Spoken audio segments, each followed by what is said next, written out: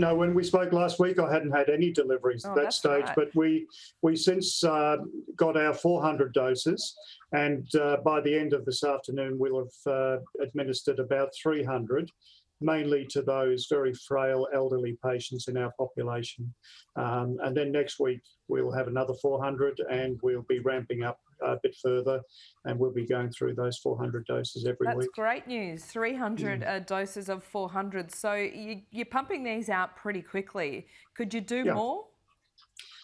Yes, our original proposal was for quite a bit more than that, but it's a slow start. But we have a much better start than a lot of other practices. Most practices only do have the 50 doses a week that you mentioned before. So at least we're one of the lucky few that gets the 400 doses, so we can pump it out a little bit harder. So how many people in your where you are that go to your practice want it now, and how long are they having to wait?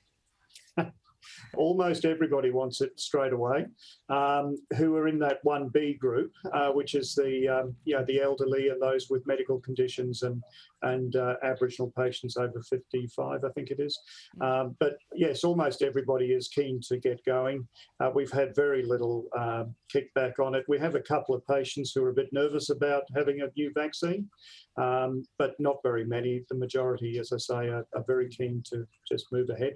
Okay, so what are you having to tell those people in 1B that they want an appointment now, they're really keen to get it and get on with their lives? Are they having to wait weeks on the current trajectory of deliveries? Look, people will have to wait, unfortunately. We don't have enough to do everybody all at once. We have enough to do, as I say, 400 a week.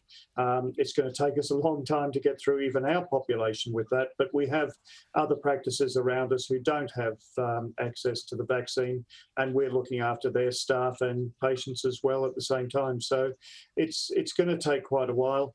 People are understanding. We haven't seen a lot of COVID in North Queensland at all. So people are quite happy to wait and work their way through it. We're taking an orderly approach. So we've approached those very frail and elderly this week. Next week, we're going to send messages out to everybody over 70, but it will be available to anyone who's in 1B to start booking from next week.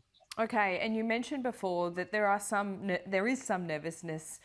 You're getting some questions about the vaccine. What are those questions about? Are they worried about how it's been approved and the side effects? Yeah, there was some discussion early on about the possibility of the vaccines being rushed. What we've been saying to people is they haven't been rushed; they've just been fast-tracked, and we're still, we have done all the right things in the development of these vaccines, so they're fairly safe from that point of view. Then we had discussions about the anaphylaxis issues that have raised, and more recently it's about the cerebral thrombosis issues, and ATAGI have put out some new guidelines yesterday to answer some of those questions. We see today that people with rare blood clot disorders, the recommendation now is to not have the jab. Has that been outlined as clearer advice? Was that always what you assumed all along, and the advice that you were giving your patients, that if you do have this rare disorder or you are prone to blood clots, you shouldn't have it?